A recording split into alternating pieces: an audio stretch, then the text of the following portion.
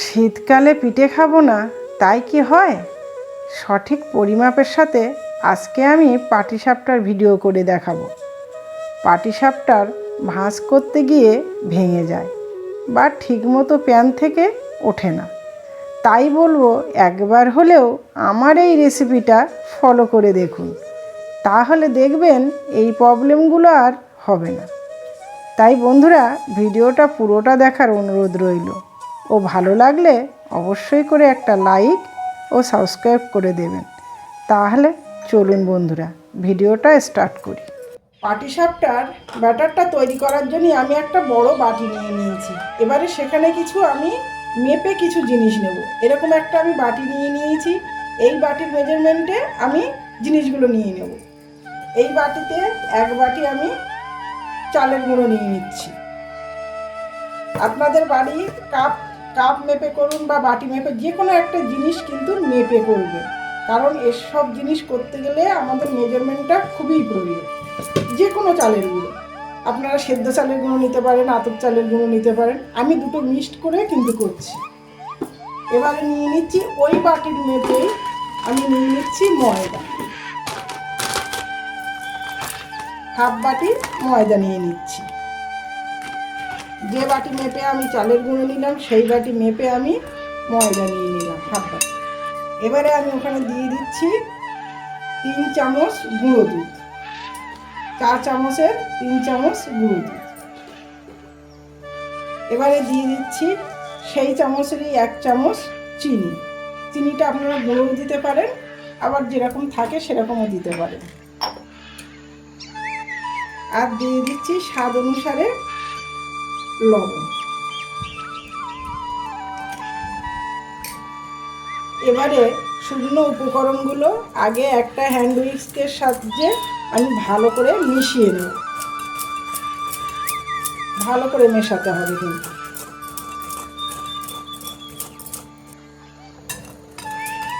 ভালো করে আমি এটাকে মিশিয়ে নিয়ে নিলাম। এবারে আমি এখানে জল দিয়ে গুলবো। সেই জলটা কিন্তু উষ্ণ গরম জল হতে হবে। দেখুন আমি হাত দিচ্ছি, হাতে কিন্তু সবার মতো আমি জলটা গরম করেছি। এবারে অল্প অল্প জল দিয়ে আমি একটা সুন্দর একটা ব্যাটার তৈরি করে নেব। না ঘন না পাতলা, সেটা আমি পরপর দেখাচ্ছি। অল্প অল্প জল দিয়ে করলে কি হবে, তাহলে কিন্তু দলা দলা পাকিয়ে যাবে না। আর বন্ধুরা, শীতকালের দিনে এরকম পিঠে তো বাড়িতে, প্রত্যেকটা বাড়িতেই কিন্তু তৈরি হয়, কারণ শীতের সিজনেই পিঠেটা কিন্তু খেতে ভালো লাগে। আর আজকে আমি যেটা দেখাচ্ছি, আপনারা একটু ভিডিওটা ভালোভাবে দেখবেন। আমি খুব মানে সহজেই, যাতে যারা নতুন তারাও কিন্তু বানিয়ে নিতে পারবে। অনেকের কিন্তু পাটিসাপটা পিঠে লেগে যায়, নিচে ওঠে না, অনেক রকম সমস্যা হয়। একবার ভিডিওটা দেখে স্কিপ না করে ভালোভাবে দেখবেন, তাহলে দেখবেন খুব সুন্দরভাবে আপনারা তৈরি করতে পারবেন। অল্প অল্প জল দিয়ে দেখুন আমি একটা সুন্দর ব্যাটার তৈরি করে নিয়েছি। দেখুন, না ঘন না পাতলা, একদমই। এবারে আমি এই ব্যাটারটা কিছুক্ষণ, মানে 10 মিনিট মতো আমি রেস্টে রেখে দেবো। একটা ঢাকনা দিয়ে ঢেকে দিলাম। বন্ধুরা, এবারে আমি পুর তৈরি করব। পাটিসাপটার ভিতরে যে পুরটা তৈরি হয় সেটাই তৈরি করব। তার জন্য একটা কড়াই, ননস্টিকের কড়াই বসিয়ে দিয়েছি। আমি দিয়ে দিচ্ছি এখানে 1 চামচ ঘি। প্রথমেই ঘিটা দিয়ে দিলাম। ঘিটা গলে যাওয়া পর্যন্ত একটু অপেক্ষা করব।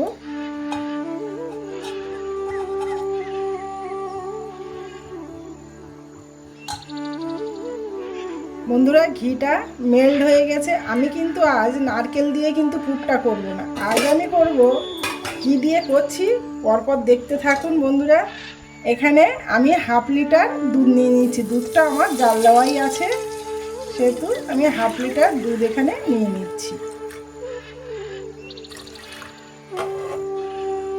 এবং চটজলদিও হয়ে যাবে এবং টেস্টও দুর্দান্ত হবে কিন্তু। এবারে দুধটাকে আস্তে আস্তে আস্তে আস্তে জাল দিতে হবে, দিয়ে একটা ঘন দুধ তৈরি করতে হবে। তারপরে দেখুন বন্ধুরা কি আমি এখানে ইনগ্রেডিয়েন্টস মিশাচ্ছি, তার জন্যে ক্ষীরের টেস্টটা দুগুণ বেড়ে যাবে।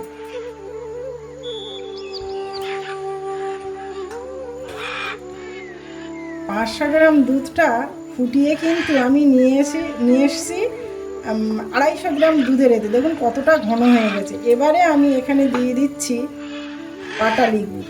এই পাটালি গুড় আমি সামান্য একটু হাতে ভেঙে নিয়েছি, নিয়ে এবারে আমি গুড়গুলো দিয়ে দিচ্ছি। আর এখন এই শীতের সিজনে বন্ধুরা সব দিকেই খেজুরের গুড়, আর খেজুর গুড়ের পুরটা যখন তৈরি করবেন তখন এত ভালো টেস্ট লাগবে, দারুণ সুন্দর একটা সেন্ট আসে এবং দারুণ সুন্দর একটা টেস্ট হয়। এবারে গুড়গুলোরও কিন্তু গলে একদম যখন যাবে তখন দুধটা আরও পাতলা হয়ে যাবে আরেকটু।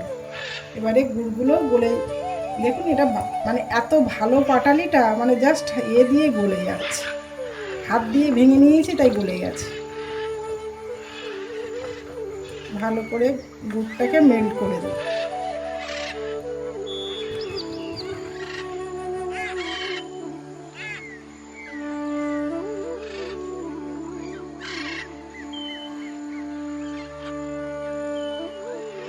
দুধটা পুরো গলিয়ে নিলাম। এবারে আমি এখানে দিয়ে দিচ্ছি গুঁড়ো দুধ 3 চামচ পরিমাণে, বড় চামচের 3 চামচ পরিমাণে আমি গুঁড়ো দুধ দিয়ে দিচ্ছি। এই গুঁড়ো দুধটা দেওয়ার কারণে তাড়াতাড়ি ঘনও হবে, আর এই পুরের টেস্টটাও কিন্তু আরও বেড়ে যাবে।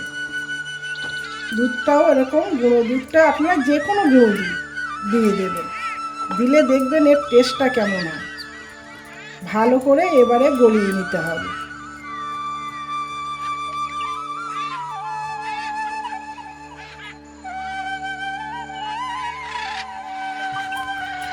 এবারে দেখুন অনেকটাই কিন্তু ঘন হয়ে গেছে। আরও একটু ঘন করার জন্যে আমি এখানে দিয়ে দিচ্ছি গোবিন্দভোগ চালের গুঁড়ো 1 চামচ, বড় চামচের 1 চামচ দিয়ে দিলাম। কারণ গোবিন্দভোগ চালের গুঁড়োটা দিলাম কেন, ভালো সেন্ট আসবে সেজন্য। আপনারা এমনি চালের গুঁড়োও দিতে পারেন, তাতে অসুবিধা নেই, কিন্তু এই গোবিন্দভোগ চালের গুঁড়োটা দিলে কি হয়, ভালো একটা সেন্ট আসে। এইবারে একদম সুন্দর করে আর বেশিক্ষণ লাগবে না, এবার তাড়াতাড়ি কিন্তু একদম একটা ক্ষীরের মতো চলে আসবে। ভালো করে নাড়তে হবে। এবার অনবরত কিন্তু নেড়ে যেতে হবে, নইলে কিন্তু নিচেই লেগে যাবে। চালের গুঁড়ো দেওয়া আছে এবং গুঁড়ো দুধ দেওয়া রয়েছে।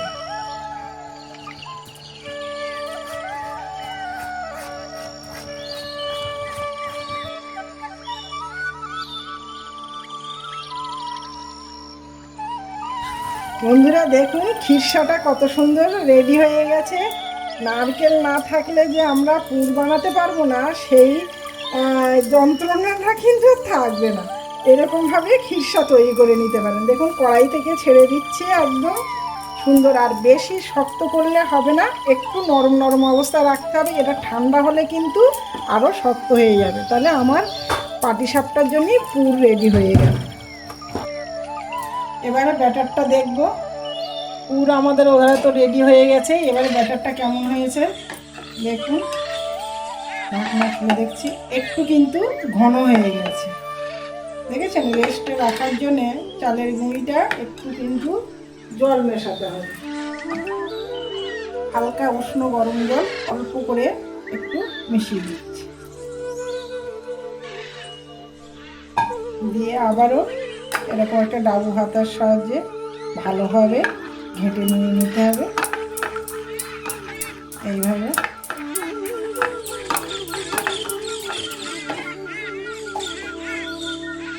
এবার দেখুন আমি এটা দেখাচ্ছি। এই দেখুন কতটা মোটা,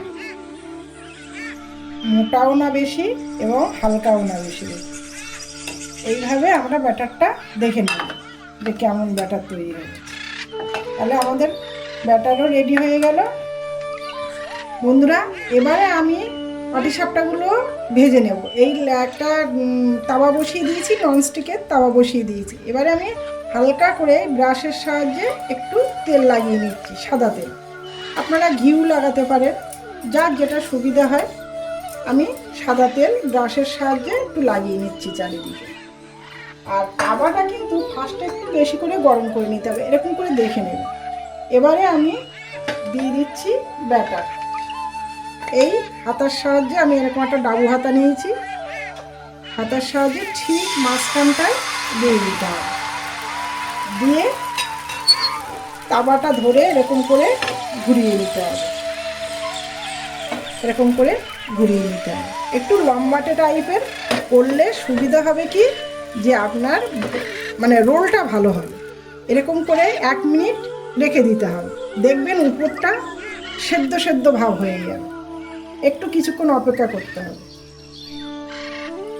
আমার এখানে যে পুরটা তৈরি করেছিলাম সেটা কিন্তু পুরো ঠান্ডা হয়ে গেছে, আর দেখুন একদম পুরো শক্ত হয়ে গেছে। তখন কিন্তু আমি কতটা নরম অবস্থায় কিন্তু নামিয়েছিলাম, এই জন্যে একটু নরম অবস্থায় নামাতে হবে। এবারে আমি এখান থেকে একটু নিয়ে নিলাম, নিয়ে এবারে হাতের সাহায্যে বেশ, আপনারা চামচের সাহায্যেও দিতে পারেন, একটু বেশি করে দেবেন পুরটা, তাহলে কিন্তু খেতে ভালো লাগবে। আর এ মাথা ও মাথা একটু দিয়ে দিতে হবে, এরকম করে একটু চেপে চেপে দিয়ে দিতে হবে।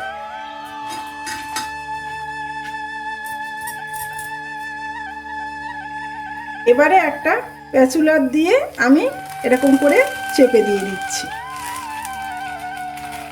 পুরের ওপরে জাস্ট এরকম চাপ দিতে হবে, একটু করে চেপে দিতে হবে, দিয়ে আবার একটা ফোল্ড করতে হবে।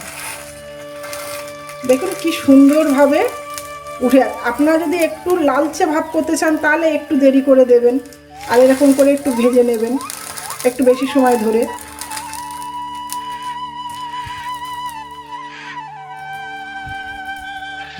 এপিট ওপিট করে একটু যদি আপনারা লালচে ভাব করতে চান তাহলেও করতে পারেন।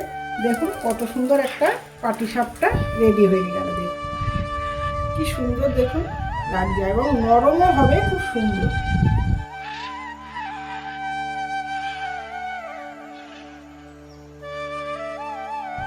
দেখুন আমি আবারও একটা করছি, সেম প্রসেসে একটু ব্রাশ দিয়ে তেল লাগিয়ে নিলাম। আমি কিন্তু মিডিয়াম আছে কিন্তু আঁচটা দিয়ে রেখেছি, কিন্তু তেল লাগানো হয়ে গেল।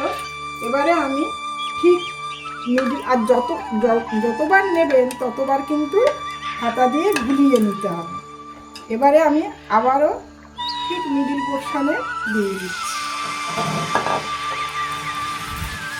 দিয়ে এবার আবারও এরকম করে ঘুরিয়ে, আপনাদের যার যেভাবে সুবিধা ঠিক সেইভাবে সুবিধা মতো ঘুরিয়ে নেবেন। ব্যাটারটা শুধু লক্ষ্য করবেন কেমন হয়েছে। উপরটা দেখুন বন্ধুরা কালার চেঞ্জ হয়ে গেছে এবং কানাগুলো উঠে যাচ্ছে। এই পর্যায়ে আমি দিয়ে দিচ্ছি ভিতরের পুরটা। আপনাদের নিজেদের সুবিধা মতো পুরটা কিন্তু দেবেন, কম বেশি করে দিয়ে দেবেন।